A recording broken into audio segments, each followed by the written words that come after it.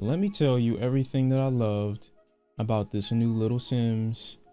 I can sometimes be an introvert on Sundays, but not always, because Sundays are my rest days and I need those days for myself. So I don't always listen to Lil Simz music, all right? There isn't always a place for it in my routine, but when I do, she's always speaking on her tracks with such purpose and such conviction. Not to the extent that she has a chip on her shoulder. After listening to the album in full, a piece of the conviction, at least from what I can see, comes from a bit of insecurity, because all over this album we're given these beautiful orchestral musical detours that are narrated by what seems to be some sort of therapist almost, because Simz seems so confused or has such a lack of idea when it comes to what it is that she wants to do long term, how she wants to get there, which to me makes this album a much better listen because it puts introspection in a far more realistic point of view, as opposed to this, oh, I don't want to be bothered, get away from me, I don't have any friends, I don't want to talk to anyone, I never wanted to talk to anyone, I'm better than all of you people. The project almost latches itself onto her insecurities and kind of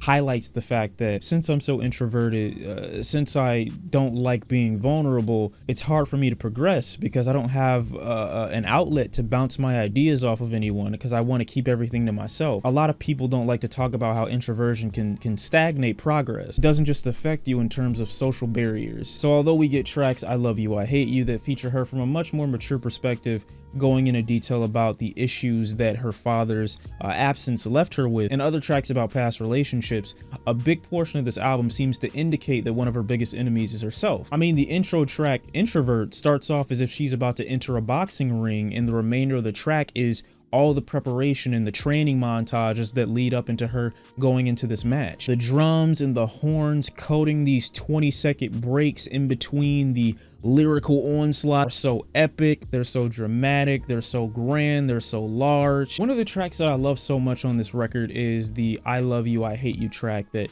talks about the issues that she has with her father. It says, lying to myself, pretending I was never fazed by it, maybe because you're in my DNA. And I love this so much, how she notates exhibiting that same abandonment towards her own emotion, her own feelings, her own pain that her father exhibited to her. She likens that to just being like him as far as DNA is concerned. Of course I would abandon my own feelings because you abandoned me. This track is almost like challenging someone who was supposed to act as a support being in your times of struggle to come to the stage even after they failed that role. But she's fighting against two people in this track, her father and also herself. Do I forgive him to a point where I overlook his obligations to me as a father? Do I overlook his humanity to highlight his responsibility to me as a parent? Dehumanizing him to a point of unattainable achievements so that I never have to forgive him. There's this tug of war between forgiveness and acknowledge, because it feels like a piece of her on this track acknowledges that in order to move on, in order to be better, I need to forgive this, while acknowledging what it did to me, so I don't walk through life abandoning my own feelings, abandoning my own emotions, and abandoning my own wounds. The weight of having to acknowledge that someone else is human before they're your parent, while also trying to recognize the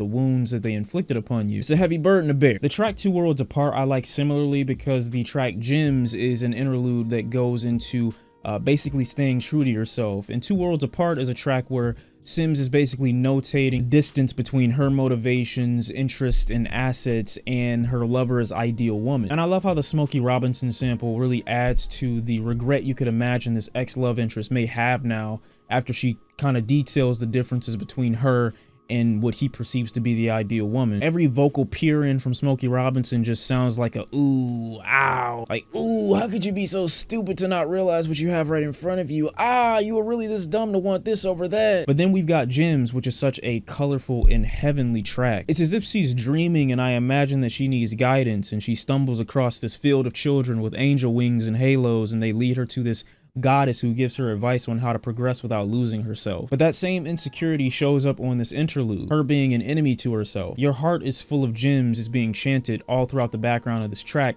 yet she's looking for the answers elsewhere. It's ironic that the introvert is looking for the answers externally, when the advice being given in this track is to just look within and be more confident in your own convictions, be more confident in your own ideas. The rapper that came to tea is similar in its encouragement. Simz is clearly in this setting to get a better understanding of what's holding her back. For an introvert, I'd imagine there's this constant lack of assurance. There aren't many ideas that you feel comfortable bouncing off of other people to grow your own perspective in your own ideas, so oftentimes it could leave you immobile, insecure, and just flat out confused. Having the outro, "It doesn't matter where you are, but you can still reach for the stars," isn't necessarily specific, but it's encouraging without peering. The advice being given here isn't immediately trying to get her to be an extrovert or to be someone who she isn't. It's simply encouraging her to be more mobile, to be more confident. Perhaps you'll gain further clarity and that fog of confusion will dissipate after you've made a decision. But at the very least, you need to be able to trust in your own decisions. And if you can't do that, then you're not going anywhere. And so what's funny is the following track is Rollin Stone, where she goes into this vocal tone and this flow that I haven't ever heard from her. What seemed to be crippling insecurity and this massive confusion on the previous track seems to immediately dissipate once we get into the second layer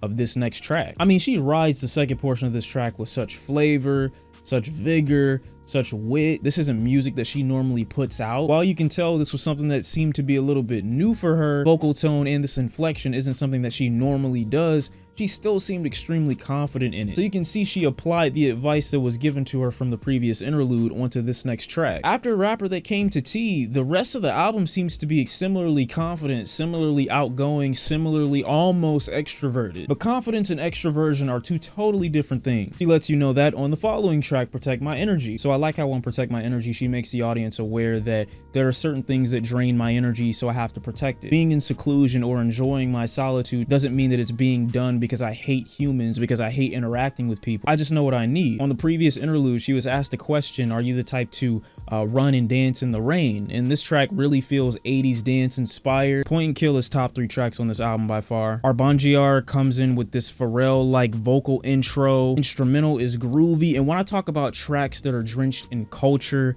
not only sonically, but vocally, when we talk about the accents here, when we talk about the tonality here, we talk about the language being used here, all of that is overflowing. The snakes in the grass, don't trust them. Point and kill any imposter. Smooth travels, never stalking customs. I swear though, that track and the next, Fear No Man, could have easily been one song. It continues the same confident, drenched in cultural richness vibe that the previous track does, but intensifies it to a point where the get together or the party stops and all eyes in the room laser focused to her, which is really ironic considering that she's an introvert. She's now the star of the show. Once again, her rapping is now filled to the brim with confidence. She's flowing on this track effortlessly. Her control when writing this instrumental is masterful, and the final interlude is similarly cinematic. It's almost as if she's being led by hand to her own heart and being told to picture who or what is most important to you. Take care of that garden, nurture that soil, water that plant. Another reason why I like Protect My Energy so much, it's like protecting your soil, protecting your heart. The other track I didn't love so much on this record was Misunderstood,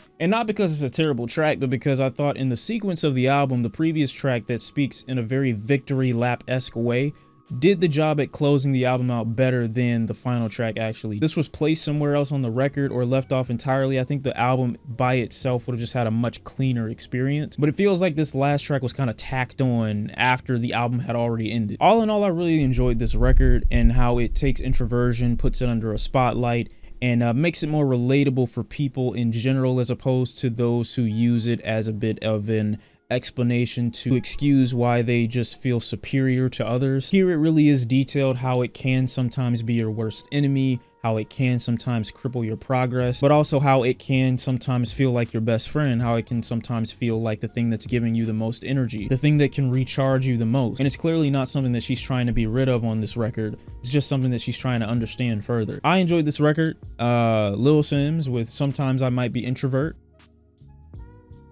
How I'm feeling about it. Y'all let me know how you felt about it in the comment section down below. Really enjoyed the record, really enjoyed the project, one of my favorites this year, and I'll see y'all in the next one. Peace.